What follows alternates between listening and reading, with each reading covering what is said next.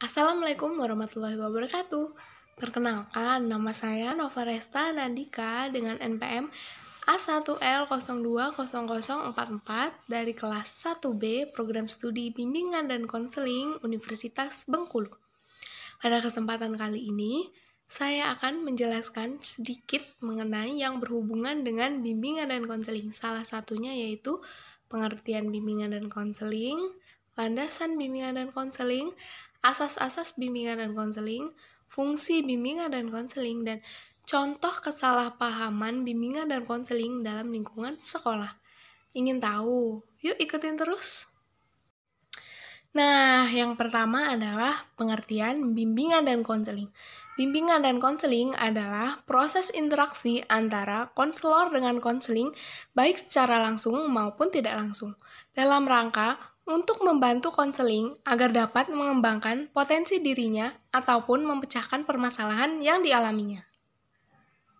Nah, selain itu, bimbingan dan konseling juga dapat didefinisikan sebagai upaya sistematif, objektif, logis, dan berkelanjutan serta terprogram yang dilakukan oleh konselor untuk memfasilitasi perkembangan konseling untuk mencapai kemandirian dalam kehidupannya. Yang nomor 2 adalah fungsi BK. Fungsi BK ada 9 nih, mau tahu? Yuk kita cari tahu.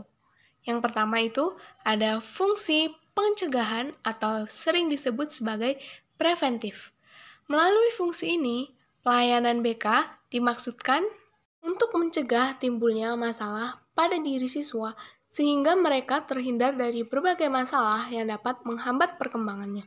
Nah, fungsi ini dapat diwujudkan dengan guru BK sebagai pembimbing. Lalu yang kedua itu ada fungsi pemahaman. Melalui fungsi ini, pelayanan bimbingan dan konseling dilaksanakan dalam rangka memberikan pemahaman tentang diri klien atau siswa beserta permasalahannya dan juga lingkungannya oleh klien itu sendiri dan oleh pihak-pihak yang membantunya atau disebut dengan pembimbing. Nah, yang ketiga ada fungsi pengentasan. Apabila seorang siswa mengalami suatu permasalahan dan ia tidak dapat memecahkan permasalahan itu sendiri, maka ia akan pergi ke seorang pembimbing atau konselor dan yang diharapkannya adalah terpecahkannya masalah yang dihadapinya. Dalam hal inilah sangat diperhatikan fungsi dari pembimbing atau konselor tersebut. Nah, kemudian fungsi yang keempat adalah fungsi pemeliharaan. Fungsi pemeliharaan di sini bukan sekedar mempertahankan agar hal-hal yang telah disebutkan tadi tetap utuh, tidak rusak, dan tetap dalam keadaan semula, melainkan juga mengusahakan agar hal-hal tersebut bertambah lebih baik dan berkembang. Kemudian yang kelima adalah fungsi penyaluran. Setiap siswa hendaknya memperoleh kesempatan untuk mengembangkan diri sesuai dengan keadaan pribadinya masing-masing yang meliputi bakat, minat, kecakapan, cita-cita, dan lain-lain. Di sini, BK berupaya untuk mengenali masing-masing siswa secara perorangan, kemudian memberikan bantuan menyalurkan ke arah kegiatan atau program yang dapat menunjang atau tercapainya perkembangan yang optimal. Lalu yang keenam adalah fungsi penyesuaian. Melalui fungsi ini, pelayanan BK membantu tercapainya penyesuaian antara siswa dan lingkungan lainnya.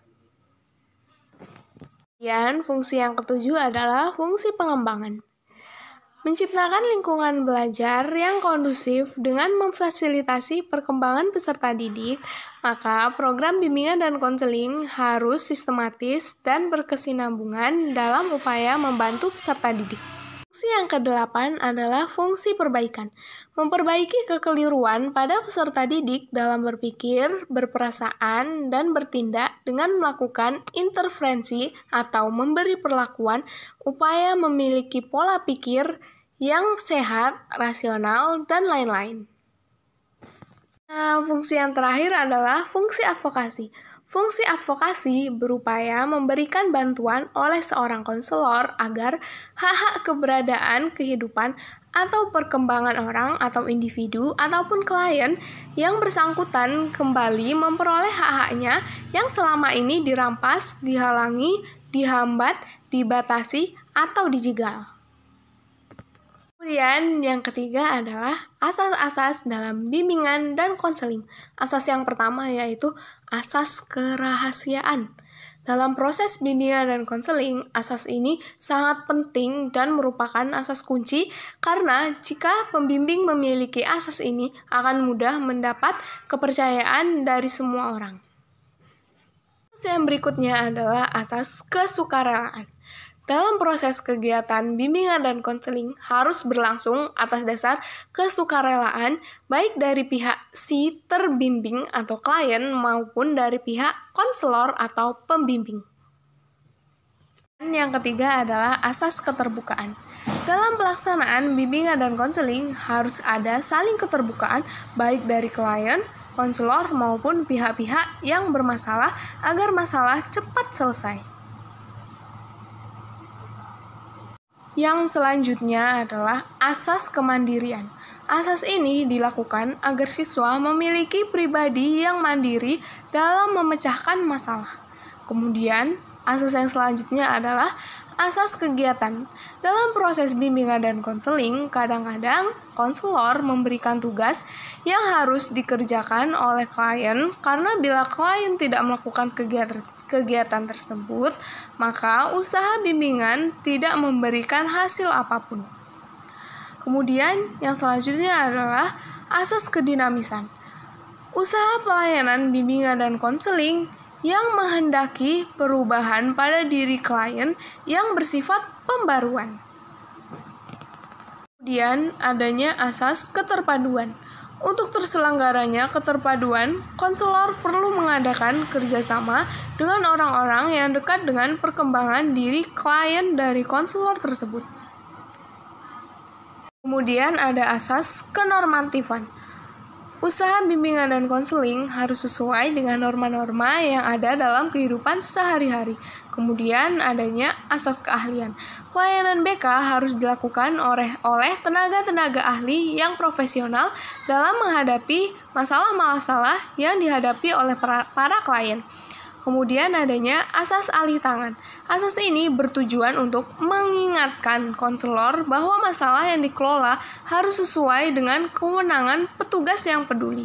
Kemudian adanya asas tuturi handayani. Asas ini bertujuan agar pelayanan bimbingan dan konseling dirasakan banyak manfaatnya oleh siswa dan kalangan layak. Asas tuturi handayani ini adalah asas yang terakhir dalam bimbingan dan konseling. Topik yang selanjutnya adalah contoh kesalahpahaman mengenai bimbingan dan konseling di lingkungan sekolah. Mau tahu nggak? Yuk kita cari tahu, biar nggak ada lagi kesalahpahaman bimbingan dan konseling di lingkungan sekolah. Kesalahpahaman yang pertama yaitu bimbingan dan konseling dipisahkan sama sekali dari pendidikan, dianggap bukan guru. Seperti yang sempat disinggung, bahwa bimbingan dan konseling dipisahkan dari dunia pendidikan. Sering orang menganggap bahwa guru BK bukanlah guru, hanyalah konselor di sekolah saja. Kemudian kesalahpahaman yang kedua yaitu bimbingan dan konseling dianggap polisi sekolah. Hal ini menjadi menarik untuk ditelisik lebih jauh karena kebanyakan siswa menganggap guru bimbingan dan konseling sebagai polisi yang tugasnya untuk menangkap penjahat, namun guru pembimbing dan konseling menangkap siswa yang perlu dibina. Kemudian kesalahpahaman yang berikutnya adalah bimbingan dan konseling dianggap sebagai proses pemberian nasihat. Sesungguhnya bimbingan dan konseling bukan hanya memberikan nasihat, namun juga membantu peserta didik dalam mencapai tugas-tugas perkembangannya meliputi aspek pribadi, sosial, akademik, spiritual, karir. Maka tak heran jika bimbingan dan konseling sering memantau keadaan siswa dan siswinya dalam lingkup pergaulan. Kemudian kesalahpahaman yang terakhir adalah bimbingan dan konseling dibatasi hanya untuk siswa yang tertentu saja seperti anak yang nakal, bermasalah, dan melawan guru, dan lain-lain. Padahal kan BK bisa dilakukan oleh siapa saja, bukan hanya untuk para murid-murid yang nakal. Kemudian topik yang terakhir adalah landasan bimbingan dan konseling. Landasan bimbingan dan konseling meliputi beberapa landasan, antara lain yaitu landasan filosofis, landasan sosial budaya, landasan ilmiah dan teknologis, dan pedagogis. Yang pertama yaitu landasan filosofis. Landasan filosofis merupakan landasan yang dapat memberikan arahan dalam melaksanakan setiap kegiatan bimbingan dan konseling yang lebih bisa dipertanggungjawabkan secara logis, etis, maupun estetis. Kemudian yang kedua yaitu landasan religius. Dalam landasan religius, bimbingan dan konseling diperlukan penekanan pada 3 hal pokok, yaitu yang pertama, keyakinan bahwa manusia dan seluruh alam adalah makhluk Tuhan. Kedua adalah sikap yang mendorong perkembangan dan peri kehidupan manusia berjalan ke arah yang sesuai dengan kaidah-kaidah agama. Yang ketiga yaitu upaya yang memungkinkan perkembangan dan dimanfaatkannya secara optimal, suasana dan perangkat budaya serta kemasyarakatan yang sesuai dengan kaidah-kaidah agama untuk membentuk perkembangan dan pemecahan masalah individu. Kemudian landasan yang ketiga yaitu landasan psikologis. Landasan psikologis dalam bimbingan dan konseling berarti memberikan pemahaman tentang tingkah laku individu yang menjadi sasaran layanan atau klien. Kemudian landasan yang keempat yaitu landasan pedagogis. Bimbingan dan konseling identik dengan pendidikan, artinya ketika seseorang melakukan praktik pelayanan, ia sedang mendidik. Sebaliknya, apabila seseorang melakukan praktik pendidikan, berarti ia memberikan bimbingan. Kemudian landasan yang kelima yaitu landasan sosial dan budaya. Bimbingan dan konseling harus mempertimbangkan aspek sosial budaya dalam pelayanannya agar menghasilkan pelayanan yang lebih efektif. Kemudian landasan yang keenam yaitu landasan ilmiah dan teknologi. Landasan ilmiah dan teknologi membicarakan sifat keilmuan bimbingan dan konseling. Dan landasan yang terakhir adalah landasan yuridis formal. Landasan ini berkenaan dengan berbagai peraturan dan perundangan yang berlaku di Indonesia tentang penyelenggaraan bimbingan dan konseling. Sekian yang dapat saya sampaikan. Kurang lebihnya saya mohon maaf. Jika ada kesalahan kata, saya mohon maaf. Kepada Tuhan saya mohon ampun. Sekian dari saya. Wassalamualaikum warahmatullahi wabarakatuh.